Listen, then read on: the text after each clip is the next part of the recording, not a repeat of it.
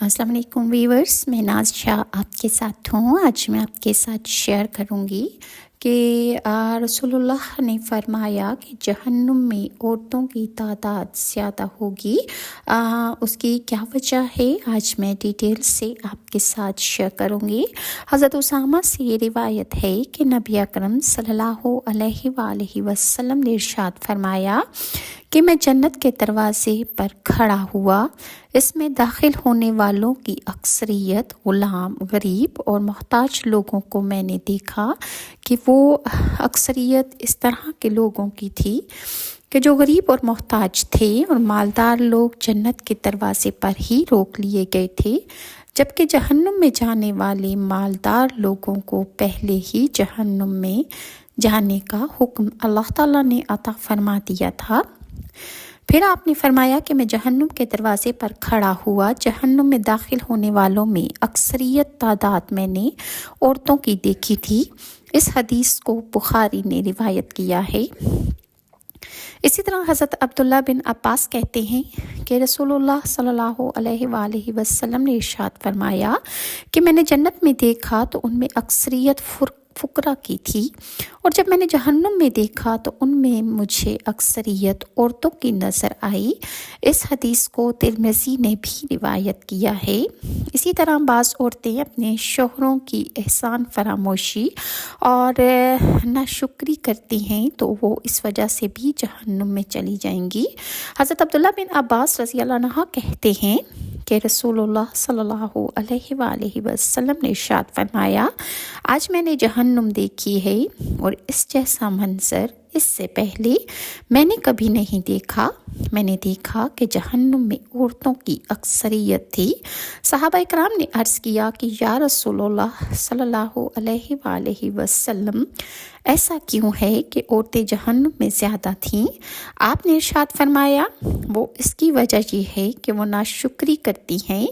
अर्ज़ किया गया कि क्या वो अल्लाह की नाशुक्री करती हैं? तो आप सल्लल्लाहु अलैहि वसल्लम ने इरशाद फरमाया, औरतें अपने शोहरों की नाशुक्री करती हैं और उनका एहसान नहीं मानती। अगर तुम किसी औरत पर ज़माने भर के एहसान भी कर दो, लेकिन फिर कभी इस औरत की मर्ज़ी के ख़िलाफ़ कोई बात हो जाए तो वो कहेगी, मैंने तो तुझसे कभी कोई भलाई देखी ही नहीं। इस हदीस को मुस्लिम ने भी रिवायत किया है। इसी तरह बाज़ औरतें ज़्यादा लानत गिरने की वजह से जहन्नुम में जाएंगी। हज़रत अबू सईद खुदरी से रिवायत है कि रसूलुल्लाह सल्लल्लाहु अलैहि वसल्लम ईद उल अज़हा या ईद उल फ़ित्र के मौका पर ईदगाह तशरीफ़ ले गए। रास्ते में आप सल्लल्लाहु अलैहि वसल्लम का गुज़र औरतों पर हुआ तो आप सल्लल्लाहु अलैहि वसल्लम ने इरशाद फरमाया, ऐ औरतों, सदका किया करो, क्योंकि मैंने जहन्नुम में देखा है कि औरतों की तादाद ज़्यादा है।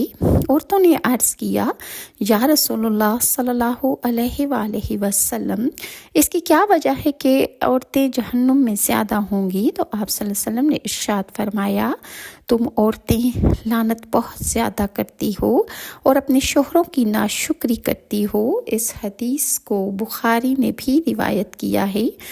इसी तरह वो औरतें कि जो तंग और बारीक लिबास पहनती हैं और आधी वो नंगी नज़र आती हैं, हालांकि वो लिबास पहना होता है, इसके बावजूद उनके जिस्म उनके लिबास से बाहर नज़र आ रहे होते हैं, या वो इतने टाइट कपड़े पहनती हैं कि उससे उनके जिस्म की सारी अश्काल वाज़ेह होती हैं, तो ऐसे औरतें भी जहन्नुम में जाएंगी। और बाज़ औरतें मर्दों को अपनी तरफ रिझाने और मर्दों को अपनी तरफ माइल करने की भी कोशिश करती हैं। उन लोग औरतों को भी वो भी औरतें जहन्नुम में जाएंगी। इसके बारे में मुस्लिम ने हदीस रिवायत की है। हज़रत अबू हुरैरा कहते हैं कि रसूलुल्लाह सल्लल्लाहु अलैहि वसल्लम ने इरशाद फरमाया, जहन्नुम में जाने वाली दो किस्में हैं, ये ऐसी हैं जो मैंने अभी तक नहीं देखी। इनमें से एक वो लोग कि जिनके पास बैल की दुमों की तरह के कोड़े होंगे, جن سے وہ لوگوں کو یعنی اپنی رعایا کو ماریں گے۔ دوسری قسم ان عورتوں کی ہے جو کپڑے پہننے کے باوجود ننگی نظر آتی ہیں۔ وہ عورتیں مردوں کو بہکانے والیاں اور خود بہکنے والیاں، ان عورتوں کے سر بختی اونٹوں کی کوہان کی طرح ہوں گے، یعنی وہ عورتیں اپنے بالوں کے جوڑے اور اپنے بالوں کے فیشن اس طرح کریں گی، اس طرح کے بالوں کے ڈیزائن بنائیں گی کہ ان کی سر کی شکل بختی اونٹوں کی کوہان کی طرح معلوم ہوگی۔ ایسی عورتیں اپنے سروں کو ایک طرف جھکا کر اور ایک طرف سے بڑا کر کے اونٹوں کی طرح کی اپنے بالوں کا سٹائل بنائیں گی۔ ایسی عورتیں جنت میں نہیں جائیں گی، نہ ہی وہ جنت کی خوشبو سونگھ سکیں گی، حالانکہ جنت کی خوشبو بہت دور سے آ رہی ہوگی۔ اسی طرح وہ لوگ کہ جو جہنم میں جائیں گے اور حضرت آدم علیہ السلام ان کو دیکھ کر پریشان ہو رہے ہوں گے۔ مسلم کی حدیث میں ہے کہ حضرت ابو سعید خدری کہتے ہیں کہ رسول اللہ صلی اللہ علیہ وآلہ وسلم نے ارشاد فرمایا، اللہ تعالیٰ قیامت کے روز حضرت آدم علیہ السلام کو مخاطب کر کے فرمائے گا کہ اے آدم، حضرت آدم عرض کریں گے کہ اے اللہ، میں حاضر ہوں تیری خدمت میں اور تیری اطاعت میں، اور بھلائی تیرے ہی ہاتھ میں ہے۔ تب اللہ تعالیٰ فرمائے گا کہ مخلوق میں سے آگ کی جماعت الگ کر دو۔ حضرت آدم عرض کریں گے کہ آگ کی جماعت کتنی ہے؟ اللہ تعالیٰ ارشاد فرمائے گا 1000 میں سے 999 لوگ آگ میں جائیں گے۔ آپ صلی اللہ علیہ وآلہ وسلم نے ارشاد فرمایا، یہی وہ وقت ہوگا جب بچے بوڑھے ہو جائیں گے، حمل والی عورتوں کے حمل گر جائیں گے، اور تو لوگوں کو مدہوش دیکھے گا۔ نہ کہ لوگ مدہوش نہیں ہوں گے، بلکہ اللہ کا عذاب ہی اتنا سخت ہوگا کہ لوگ ہوش و حواس کھو بیٹھیں گے۔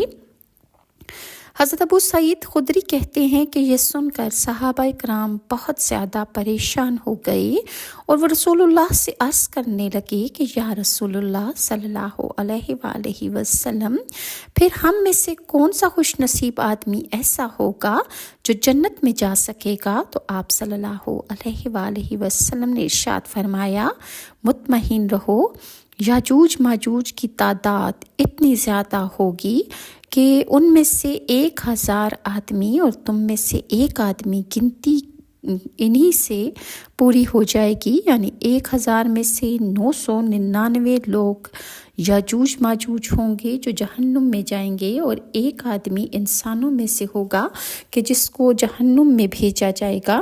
حضرت ابو سعید خدری نے اس حدیث کو روایت کیا تھا۔ حضرت محمد صلی اللہ علیہ وسلم کی امت کے 73 فرقوں میں سے 72 فرقے جہنم میں جائیں گے، یہ بھی حدیث ہے۔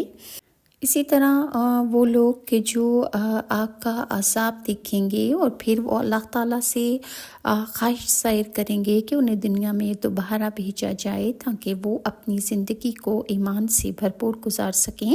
ان کے بارے میں سورہ زمر کی آیت نمبر 58-59 میں ارشاد خداوندی ہے، کہیں ایسا نہ ہو کہ قیامت کے روز کوئی شخص عذاب دیکھ کر کہے کاش مجھے ایک موقع اور مل جائے اور میں بھی نیک عمل کرنے والوں میں شامل ہو جاؤں، اور اس وقت سے یہ جواب ملے گا، کیوں نہیں تمہارے پاس کیا میری آیات نہیں آئی تھیں؟ پھر تو نے انہیں جھٹلایا اور تکبر کیا اور تو کافروں میں سے تھا۔ جہنمی اللہ تعالیٰ کے حضور ایمان لانے کے وعدہ پر جہنم سے نکال لیے جانے کی اللہ سے بار بار درخواست کریں گے۔ جواب میں اللہ تعالیٰ کی طرف سے زبردست انہیں ڈانٹ پڑے گی۔ اس کے بارے میں سورہ مومنون کی آیت نمبر 106 تا 110 میں ارشاد خداوندی ہے، جہنمی کہیں گے کہ اے ہمارے پروردگار، ہماری بدبختی ہم پر چھا گئی، ہم واقعی گمراہ لوگوں میں سے ہو گئے، اے اللہ اب ہمیں یہاں سے نکال دے، دوبارہ ایسا قصور کریں تو ہم ظالموں میں ہوں گے۔ اللہ تعالیٰ ارشاد فرمائے گا، دور ہو جاؤ، میرے سامنے سے پڑے رہو اسی میں اور مجھ سے بات نہ کرو۔ تم وہی لوگ ہو کہ میرے کچھ بندے جب کہتے تھے کہ اے ہمارے رب، ہم ایمان لائے، ہمیں معاف فرما دے، ہم پر رحم کر تو، سب رحم کرنے والوں میں سے تو بڑھ کر رحم کرنے والا ہے، تو تم ان بندوں کا اور میرا مذاق بنا لیا، یہاں تک کہ ان سے ضد نے تمہیں یہ بھی بھلا دیا کہ میں بھی کوئی ہوں، اور تم ان پر ہنستے رہے۔ اور اسی طرح آگ کا عذاب دیکھ کر کافر چند لمحوں کی مہلت بھی طلب کریں گے تاکہ ایمان لے آئیں، لیکن ان کی وہ درخواست بھی اللہ کے ہاں رد کر دی جائے گی۔ اس کے بارے میں سورہ ابراہیم کی آیت نمبر 44 میں اللہ تعالیٰ کا ارشاد ہے، اے محمد کافروں کو اس دن سے ڈراؤ جب عذاب انہیں آ لے گا اور یہ ظالم کہیں گے کہ اے ہمارے رب ہمیں تھوڑی سی مہلت اور دے دے، ہم تیری دعوت قبول کر لیں گے اور رسولوں کی پیروی کریں گے، مگر انہیں صاف صاف جواب دے دیا جائے گا، کیا تم وہی لوگ نہیں ہو جو اس سے پہلے قسمیں کھا کھا کر کہتے تھے کہ ہم پر تو کبھی سوال آنا ہی نہیں ہے۔ جہنم کے کنارے کھڑے کافروں کی آرزو، کاش ایک دفعہ دنیا میں ہم دوبارہ بھیج دیے جائیں۔ اس کے بارے میں سورہ انعام کی آیت نمبر 27 میں اللہ تعالیٰ کا ارشاد ہے، کاش تم وہ منظر دیکھ سکو جب کافر جہنم کے کنارے کھڑے کیے جائیں گے اور وہ کہیں گے کہ کاش کوئی صورت ایسی ہو کہ ہم دنیا میں پھر واپس بھیج دیے جائیں اور اپنے رب کی نشانیوں کو نہ جھٹلائیں اور ایمان لانے والوں میں شامل ہو جائیں۔ اور جہنم کا عذاب جب کافر دیکھ لیں گے تو دوبارہ دنیا میں جانے کی بار بار خواہش کریں گے۔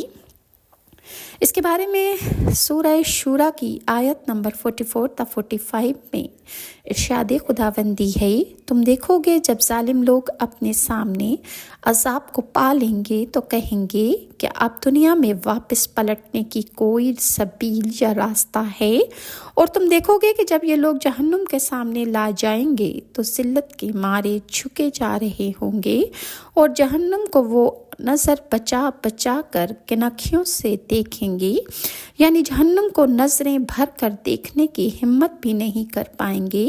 اس وقت اہل ایمان کہیں گے، واقعی وہ لوگ خسارے میں رہے جنہوں نے آج قیامت کے روز اپنے آپ کو اور اپنے اہل و عیال کو خسارے میں ڈال دیا۔ خبردار رہو، ظالم لوگ مستقل عذاب میں مبتلا رہیں گے۔ عذاب علیم میں مبتلا مجرموں کی درخواست، اے ہمارے رب ایک دفعہ عذاب ہٹا لے، ہم تجھ پر ایمان لاتے ہیں۔ اس کے بارے میں سورہ دخان کی آیت نمبر 12 تا 16 میں اللہ کا ارشاد ہے، اے ہمارے پروردگار ہم سے عذاب دور فرما دے، ہم تجھ پر ایمان لاتے ہیں، اور ان لوگوں کی غفلت کہاں دور ہوتی ہے۔ ان کا حال تو یہ ہے کہ ان کے پاس رسول مبین لے کر آئے، لیکن انہوں نے اس سے بھی منہ موڑ لیا اور کہنے لگے کہ یہ تو سکھایا پڑھایا دیوانہ ہے۔ اب اگر ہم عذاب ہٹا بھی دیں تو تم لوگ وہی کچھ کرو گے جو اس سے پہلے دنیا میں کر رہے تھے۔ جس روز تمہیں بری طرح پکڑیں گے اس روز انتقام بھی خوب تم سے لیں گے۔ یہ ہے ان لوگوں کا حال کہ جن کے پاس نبی کریم صلی اللہ علیہ وآلہ وسلم واضح اللہ تعالیٰ کی نشانیاں لے کر آئے، لیکن اس کے نشانیوں کو دیکھ لینے کے بعد بھی انہوں نے جھٹلایا، تو ان پر لمحہ بھر بھی عذاب کو نہیں ہٹایا جائے گا۔ اور اللہ تعالیٰ مجھے اور آپ کو تعلیمات محمدیہ پر عمل پیرا ہو کر زندگی گزارنے کی توفیق عطا فرمائے۔ اللہ تعالیٰ ہم سے وہ اعمال سر انجام کروا لے کہ جس کے نتیجے میں ہماری آخرت سنور جائے۔ اللہ تعالیٰ ہماری نماز، ہمارے روزے قبول و منظور فرمائے، اور اللہ تعالیٰ ہمیں نیکی کی سچے دل سے توفیق عطا فرمائے۔ رمضان المبارک کا مہینہ ہے، مجھے بھی اپنی دعاؤں میں پلیز ضرور یاد رکھیے گا، اور اللہ تعالیٰ آپ کی اور میرے دل کی جائز اور میٹھی مرادیں پوری فرمائے۔ اللہ تعالیٰ ہم سب پر جہنم کی آگ حرام کر دے، آمین ثم آمین۔ ویورز، اگر آپ کو میری ویڈیوز اچھی لگتی ہیں تو کائنڈلی لائک اور سبسکرائب ضرور کیجیے، اور نیکسٹ ویڈیو تک کے لیے ناز شاہ کو اجازت دیجیے۔ اللہ حافظ۔